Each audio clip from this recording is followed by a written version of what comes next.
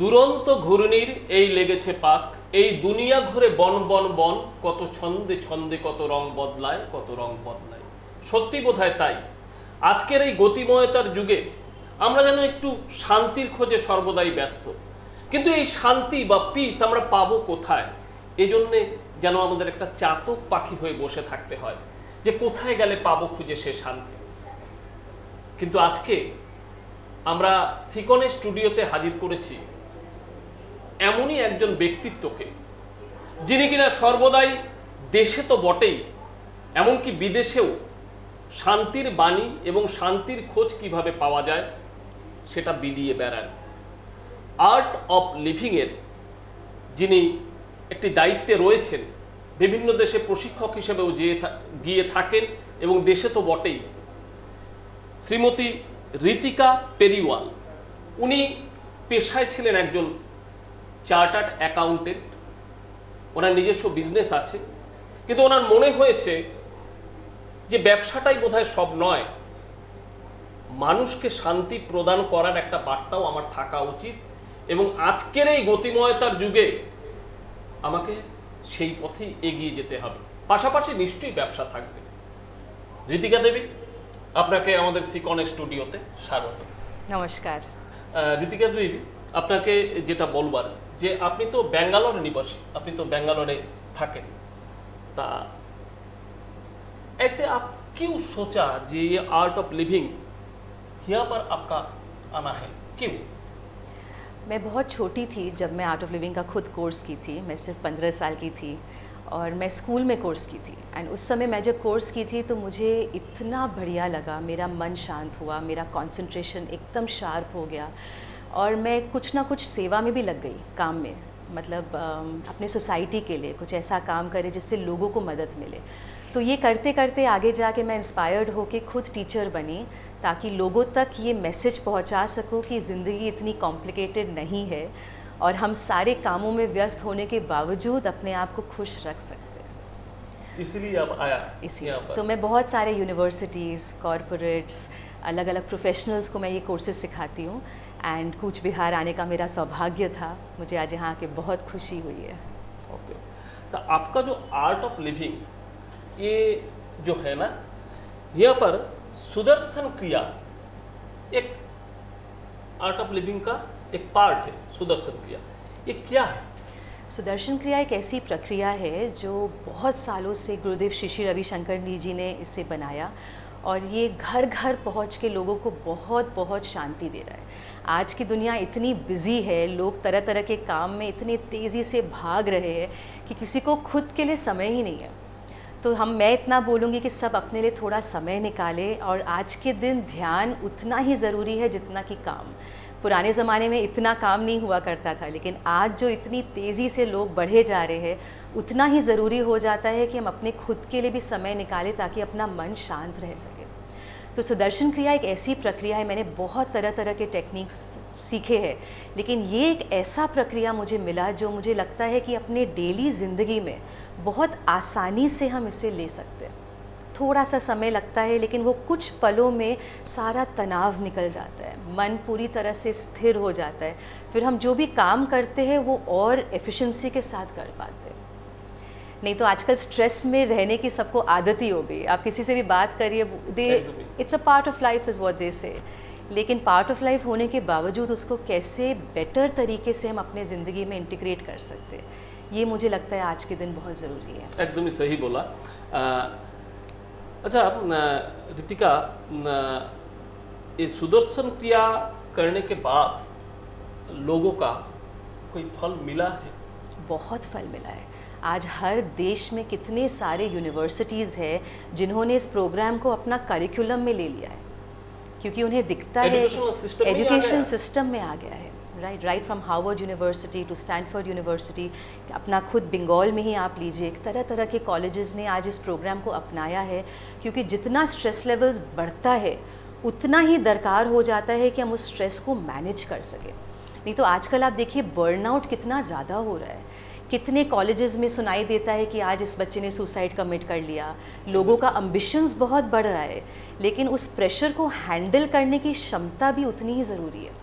वो जो बच्चे लोग हैं ना, आजकल तो नंबरिंग तो एक फैक्टर है ना। करेक्ट।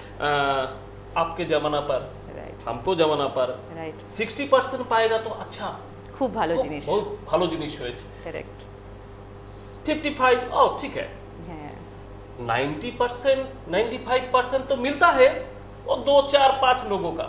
करेक्ट और आज के जमाना पर तो 60% पेरेंट्स का ही, ओ तो कुछ नहीं, नंबर नहीं है ये। तो ये जो टेस्ट तो बच्चे लोग पर तो आ रहा है। एकदम सही बात है।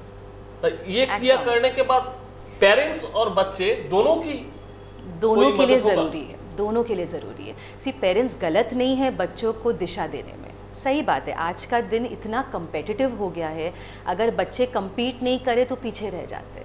तो पेरेंट्स तो चाहेंगे कि मेरे बच्चे आगे बढ़े, compete करे, लेकिन ये भी पेरेंट्स के लिए बहुत ज़रूरी है समझना कि बच्चों पे वो बैलेंस सिखाया जाए कि yes your academic results is important but it is not the end of the world, your life is more important than your result. ये सही एजुकेशन देना भी बहुत ज़रूरी है। मैं खुद बहुत, मैं इकोनॉमिक ऑनर्स के बैकग्राउंड है मेरा, मैंने चार्टर्ड अकाउंटेंसी किया है, मैं जॉब करती हूँ, मैं कई चीज़ें साथ में घर संभालती हूँ, साथ साथ मैं ट्रैवल करके लोगों को कोर्सेज सिखाती हूँ। तो multitasking today is a part of life, करना ही पड़ेगा। लेकिन पेरेंट्स को भी ये ज़रूरी है बच्चों को ये दिशा दिखाना कि हाँ आप आगे बढ़ो, लेकिन ये जानो कि मेरा प्यार आपके लिए कंडीशनल नहीं है। नहीं तो मैं स्पेशली IITs में इतने कोर्सेज लेती हूँ, बहुत दुख होता है कि बच्चे इतना परिश्रम करके वहाँ तक पहुँचते हैं, फिर उनको एक पल में अगर रिज़ल्ट नहीं आया तो पेरेंट्स का डर इतना बैठ जाता है या इतना खुद से निराशा हो जाती है कि they move to suicide. So that is very very sad. तो पेरेंट्स पॉइंट ऑफ व्यू से it is very important to give the right direction बच्चों को, लेकिन बच्चों को लिए भी ये जानना बहुत ज़रूरी है कि मैं अपना इस स्ट्रेस को संभाल सकूँ। नहीं तो ये बात आपने जो कहा ये बहुत सच है, नहीं तो हम पीछे रह जाते हैं। एकदम ही तय। तो बच्चे आज आगे बढ़ेंगे ये बात सही है, लेकिन उसके साथ साथ खुद का कॉन्फिडेंस बनाए रखना आज के दिन बहुत ज़रूरी है। Confidence academics level high। Numbers, correct, आप नंबर आज के दिन बहुत बच्चे ला रहे हैं, लेकिन सॉफ्ट स्किल्स हर कोई डेवलप नहीं कर पा रहा है। वो कॉन्फिडेंस कि भाई कुछ भी परिस्थिति आज ज़िंदगी में आ जाए मैं मैनेज कर लूँगा। Life is very uncertain. आप अगर पूछिए तो कोविड का समय एक ऐसा समय था which was the biggest test कि कुछ भी हो सकता है ऑल ओवर द वर्ल्ड। कौन सोचता था सौरभ दा कि एक समय আসবে যে যখন আমরা বাড়িতেই থাকবো, কেউ বাইরে আসতে পারবে না। So uncertainty is a part of life, we don't know কব क्या होने वाला है। আপনার কথা রেস ধরে আমি দর্শকদের বলতে চাই যে আমরা শুনলাম সত্যি এই সুদর্শন ক্রিয়া কেন প্রয়োজন।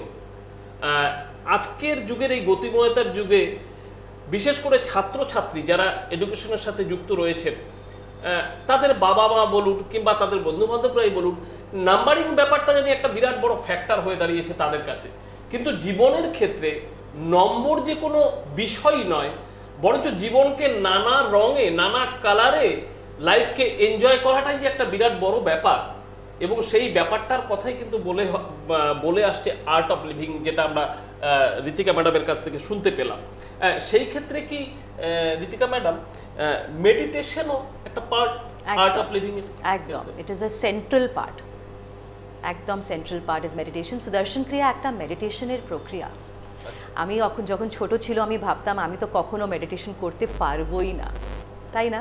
আমরা অত বিজি থাকি, আমরা অত কাজ করি, এইসবের তো মাথাটা তো সব সময় ইট কিপস রানিং। तो मेडिटेशन मुझे लगता था ये चीज़ तो मेरे बस की बात ही नहीं है, অত কনসেন্ট্রেশনই নেই আয়গা, হয় না মনটাকে কি রকম খালি করব, অত প্ল্যানিং চলছে সব সময়। আমি তো ভাবলাম এটা আমাদের জিনিসই নেই।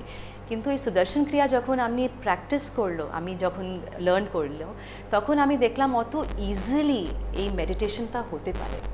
आई लर्न तो इतना एफर्टलेसली हम मेडिटेशन को अनुभव कर सकते हैं एंड इसको डेली अपने ज़िंदगी में ला सकते हैं। तो सुदर्शन क्रिया एक मेडिटेशन टेक्निक है, ब्रीदिंग टेक्निक है, जिसके द्वारा सांस के द्वारा मन को शांत किया जा सकता है। नहीं तो मन हर समय भागता रहता है। अभी हम आज यहाँ बैठे हैं साथ में, उसके 2 मिनट पहले मन कहीं और था, फिर कहीं। तो ये एक टेंडेंसी है मन का कि हर समय भूतकाल या भविष्यकाल में भटके। हम अभी बातें करें लेकिन कुछ सेकंड के लिए मन चला जाता है कि इसके बाद क्या होने वाला है, ना होले कालके की होइछिलो। वी कीप माइंड हर समय भूत और भविष्य, पास्ट एंड फ्यूचर, सिर्फ पास्ट एंड फ्यूचर में भटकता है। तो मन को कैसे वर्तमान में रखे, that is the key to concentration. मन Present- को present में। Living in the present. लेकिन ये बोलना बहुत आसान है, वी অল নো থিওরিটিক্যালি, আমরা থিওরিতে এটা জিনিস অনেক জানি বলতে পারি। কি আমাদের মনটাকে সবসময় বর্তমানে থাকারই উচিত, কিন্তু যখন সিচুয়েশন এরকম হয় কীরকম মনটাকে আমি বর্তমানে রাখতে পারি, এই কথাটা আমরা কখনো শিখিনি। এবং সেই পার্টটা কি আমাদের শেখাচ্ছে এই art of living. Correct correct. আমরা যেরকম বলি कि गुस्सा मत करो, बोलना बहुत ईजी है, लेकिन যখন রাগ হয়, তখন করেই ফেলি। करेक्ट, तो उस समय ये सब स्पॉन्टेनियस चीज़ें नहीं है, ये भी एक ट्रेनिंग है कि हम अपने मन को कैसे वर्तमान में रख सकते हैं। Continuous process. একদম কন্টিনিউয়াস প্রসেস এই জিনিসটা। কারেক্ট। আচ্ছা, এই মেডিটেশন এবং সুদর্শন ক্রিয়া আমরা শুনলাম, দর্শক সাধারণের উদ্দেশ্যেও আমরা বলবো যে উনি যেটা বললেন যে আমরা কোনো একটা চিন্তা করছি, দেখা যাচ্ছে আমরা চিন্তা করছি ঠিকই, আমাদের অতীত চলে আসছে, আবার ভবিষ্যতে কি হবে সেটা চলে আসছে, কিন্তু বর্তমান নিয়ে যে বেঁচে থাকা, বর্তমানটাকে ভালোভাবে আগলে রাখা, সেই জিনিসটা থেকে কেন জানি আমরা একটু স্লিপ করছি, বেরিয়ে যাচ্ছি। তো সেই জায়গাটায় কনসেন্ট্রেশনটাকে কিভাবে ধরে রাখতে হবে, এই ধরে রাখার ক্ষেত্রেই কিন্তু মেডিটেশন, সুদর্শন ক্রিয়া এদের একটা বড় ভূমিকা রয়েছে। এবং এই বিষয়টায় উনি যেটা বললেন যে উনি দেশে এবং বিদেশে বিভিন্ন জায়গায় উনি গিয়েছেন, বিভিন্ন বিশ্ববিদ্যালয়ে উনি এই বিষয়গুলো ছাত্রছাত্রীর থেকে শুরু করে, অভিভাবকদের থেকে শুরু করে সাধারণ মানুষের কাছেও তুলে ধরেছেন। সেই ক্ষেত্রে ঋতিকা দেবী, আপনাকে জিজ্ঞেস করবো আর কি, যে সুদর্শন ক্রিয়া, মেডিটেশন, যোগাও তো একটা পার্ট। करेक्ट। योगा माने शरीर, मन और सांस एक होना, उसको योगा बोलते हैं। तो योगा शारीरिक स्तर पे भी एक्सरसाइज के रूप में माना जाता है, लेकिन ध्यान है more on the level of the mind. ध्यान माने मन को पूरी तरह से वर्तमान में लेके आना, वर्तमान में रहना। तो वो मन में एकदम शून्यता आ जाता है, मन पूरी तरह से फैल जाता है। तो अगर मेडिटेशन हम डेली एक्सपीरियंस कर सके तो आप उतनी ही तेज़ी से ज़िंदगी में भागते रहेंगे, लेकिन बीच बीच में मन को एक विश्राम मिल जाता है। हम रात को जब सोते हैं तब जाके अगला दिन शरीर में तंदुरुस्ती रहती है। तो एक्टिविटी के साथ साथ रेस्ट इज़ एज इम्पोर्टेंट। अगर शरीर को रेस्ट नहीं मिले तो हमारे काम पे उसका असर पड़ेगा ही पड़ेगा, लेकिन हमारे मन को विश्राम नहीं मिल पाता। একদমই তাই। मन चलता ही रहता है, हम कई बार सोते भी है ना, तो दिन में जो जो हुआ वही सब सपने में आता है, वही आता है, तो मन को তাই। गहरा विश्राम नहीं मिलता है। আমরা শুনলাম যে ঋতিকা দেবী বললেন যে আমাদের মনেরও একটা বিশ্রামের প্রয়োজন আছে, কারণ আমরা যা করছি, এত গতিময়তা লাইফ, এত ফাস্ট লাইফ, যে আমরা জানি দৌড়ে বেড়াচ্ছি সবসময়, যেটা কিন্তু আমরা আগে পাইনি। আগেও আমরা জীবন কাটিয়েছি, অনেক সুন্দর পরিবেশ ছিল, নেচারের ব্যাপারটাই আলাদা ছিল। এখন এত বেশি সব কিছু পাল্টে গেছে, সেই ক্ষেত্রে মনটাকে বিশ্রাম দেওয়ার প্রয়োজন রয়েছে। এবং মনটাকে যদি আমরা বিশ্রাম দিতে পারি, তাহলে নেক্সট ডে, মানে আগের দিন যদি আমি মনটাকে বিশ্রাম দিই, নেক্সট ডে আমার যে ওয়ার্কআউট, আমি যে কাজগুলো করব, অনেক বেশি স্পন্টেনিয়াস হবে, অনেক বেশি গ্রহণযোগ্যতা হবে সেই কাজগুলোর মধ্যে। আমি আপনার কাছে আসবো যে এই যে প্রক্রিয়াগুলো, এই যে প্রসেসগুলো, এই প্রসেসগুলোর যে আমরা করছি কিংবা করব, যারা করবে, এখন তো অনেক মেডিসিন ইকুইপমেন্টসের উপর আমরা জড়িয়ে গেছি। হ্যাঁ, প্রেশারের ট্যাবলেট, Correct. সুগারের ট্যাবলেট, হার্ট ডিজিজের ক্ষেত্রে তার ট্যাবলেট।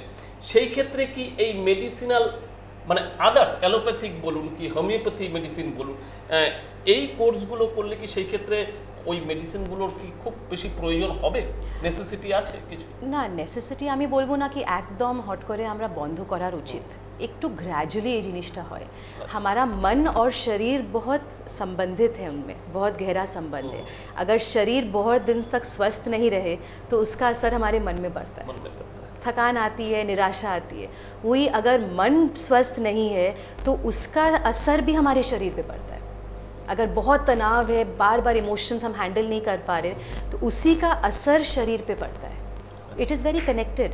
तो ये थ्रू द टेक्निक्स शरीर भी स्वस्थ हेल्दी हो सकता है और मन में भी ऊर्जा आती है, दोनों चीज़ साथ साथ होते हैं। अभी हम जो प्रोग्राम कूच बिहार में ले रहे हैं, बहुत सारे मेडिकल लोग इस प्रोग्राम को कर रहे हैं, डॉक्टर्स, प्रोफेशनल्स, अपने प्रोफेसर्स, प्रिंसिपल्स, सब अलग अलग वॉक्स ऑफ लाइफ से आए हैं, लेकिन हर स्तर में, हर प्रोफेशन में आज इस चीज़ की दरकार महसूस हो रही है।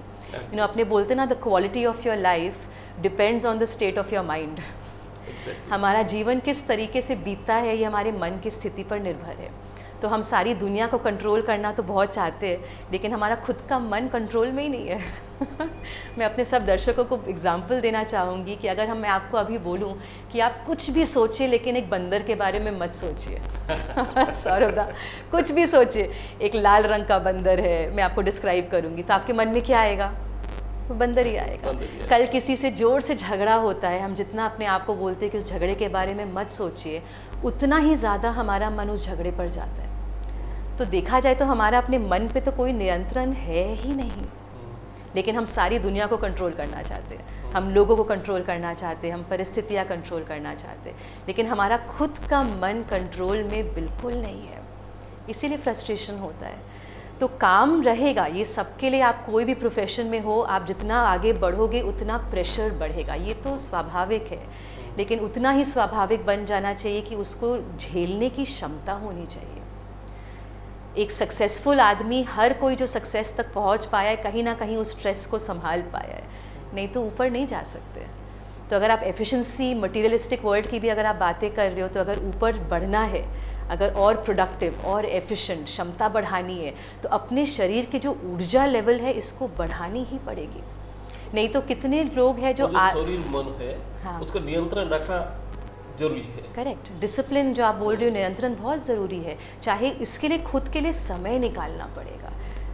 मैं भी मल्टीटास्किंग करती हूँ, मेरा वर्क रहता है, मेरे क्लासेस में कंटिन्यूअस ट्रैवल रहता है, साथ साथ घर चल, तो there is a lot of pressure from all sides. Particularly कोई टाइम है जो ये मॉर्निंग पर करना चाहिए कि इवनिंग पर करना चाहिए कि रात में करना चाहिए? ये जो मेडिटेशन है, सुदर्शन क्रिया है, योगा है, इस तरह के जो काम है यहाँ पर आर्ट ऑफ लिविंग पर बोला है आप लोग, तो ये पर्टिकुलर कोई टाइम है जो इस टाइम पर इफेक्टिव ज़्यादा होगा? बेस्ट टाइम होगा सुबह का समय, क्योंकि आप दिन भर के विश्राम के बाद उठे हैं, उस समय आप अपने शरीर में कुछ एनर्जी, ऊर्जा लेके आए, मन को पॉजिटिविटी के साथ शुरू करें, तो वो सारा दिन और भी एफिशिएंट हो जाता है। लेकिन इसी के साथ में एक भी चीज़ बोलना पड़ूंगी, सोते समय हमारा विचार मन कैसा है ये भी बहुत इम्पॉर्टेंट है। कहा जाता है हम जिस विचार के साथ रात को सोते हैं, अगला दिन उसी विचार के साथ हमारा दिन शुरू होता है। तो if your last thought is positive, your next day will also be positive. तो एक ट्रैक है योग निद्रा बोल के, श्री रविशंकर जी की आवाज़ में भी है। तो ये अगर रात को, कई बार मैं जब बहुत थकी होती हूँ या मेरा मन थोड़ा डिस्ट्रैक्टेड है, एकदम थकान महसूस हो रही है, तो रात को एकदम सोने के पहले यूट्यूब में अगर आप योग निद्रा चला लें, तो वो योग निद्रा को सुनते सुनते गहरा विश्राम मिलता है और नींद गहरी हो जाती है। सुबह उठ के अपना थोड़ा सा कसरत किया जाए, मॉर्निंग वॉक पे चले जाए, खाना पीना का एक हमारे मन पे बहुत गहरा असर पड़ता है। हम जिस प्रकार का खाना खाते हैं उसका असर हमारे मन पे डेफिनेटली पड़ता है। रेस्ट्रिक्शन की कोई है? ये नहीं, आर्ट ऑफ लिविंग में बहुत रिस्ट्रिक्शन है, नॉन वेज है, ये खाना होगा वो नहीं खाना होगा, ये नहीं, बहुत ज़्यादा रिस्ट्रिक्शंस नहीं है। मुझे इसमें बहुत अच्छी बात क्या लगती है कि आप जैसी ज़िंदगी जी रहे हैं उसी में इसको आप एक उसका भाग बना सकते हैं। सांसों के बिना तो हम चल ही नहीं सकते, सांस चल ही रही है, उस पर अगर हम थोड़ा सा ध्यान ले जाए तो सांसों के द्वारा हमारा जो प्राणा है, हमारी ऊर्जा को और बढ़ाया जा सकता है, डेफिनेटली और बढ़ाया जा सकता है।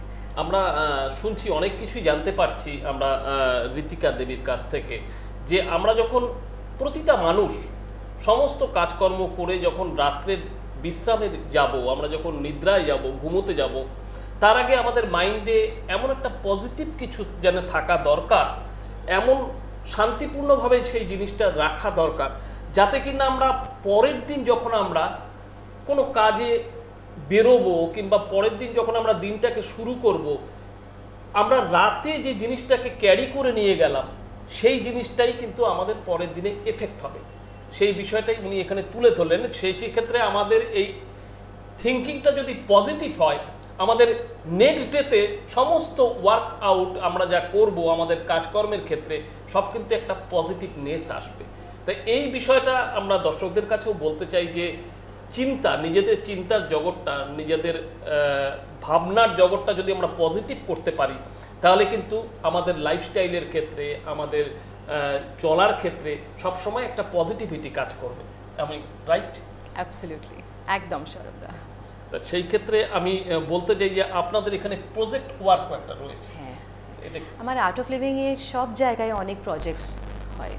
আমাদের আর্ট অফ লিভিং এর দু ভাগ, একটা হলো আমাদের ওয়ার্কশপ, যেখানে আমরা লোকদেরকে শেখাই আমরা নিজেকে কীরকম আরও হেলদি, আরও পজিটিভ, আরও মোর एनर्जेटिक, আমরা নিজেকে কীরকম मोर एम्पावर्ड আমরা করতে পারি। और सेकेंड पार्ट है जहाँ हम लोग बहुत सारे सोशल प्रोजेक्ट्स को रन करते हैं। मैं नॉर्थ बंगाल के बारे में ही बोलना चाहूँगी। यहाँ इतने सारे प्रोजेक्ट्स, हमारे 12 से 13 स्कूल्स हैं, फ्री स्कूल्स, जो यहाँ के ट्राइबल एरियाज़ और रूरल एरियाज़ में चल रहे हैं। ये पूरा वॉल्टियर ड्रिवन है।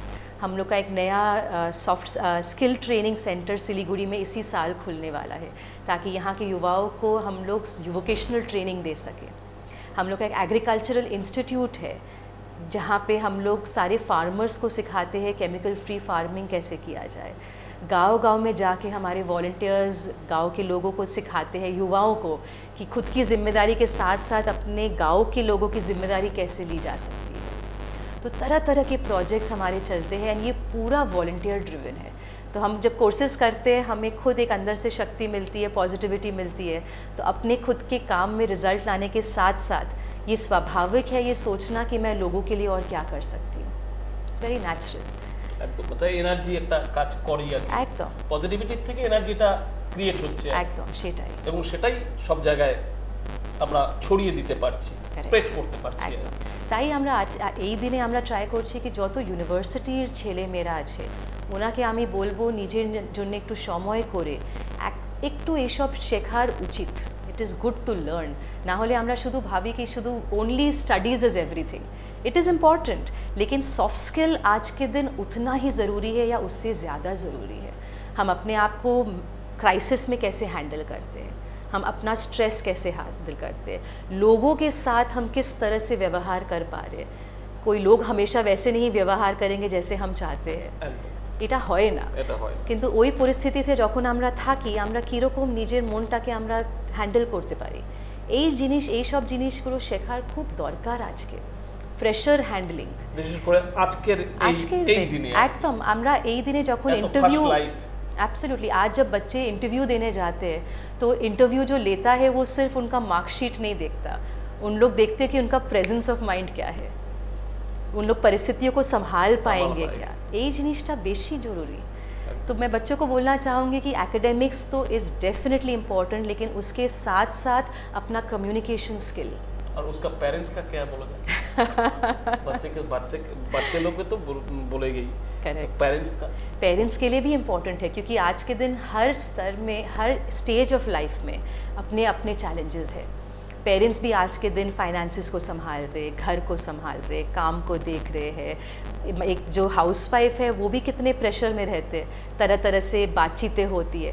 तो आई थिंक कोई भी लेवल में हो, चाहे स्टूडेंट हो या प्रोफेशनल हो या हाउसवाइफ हो, हर स्टेज में मन को संभालना स्वाभाविक दरकार है आज के दिन। Everybody needs to be able to handle. একদমই তাই। আমরা সত্যি একটা অন্যরকম আবহ পেলাম আজকের এই আলোচনার মধ্য দিয়ে। আমরা প্রায় একদম শেষের দিকেই চলে এসেছি আর কি এই আলোচনার।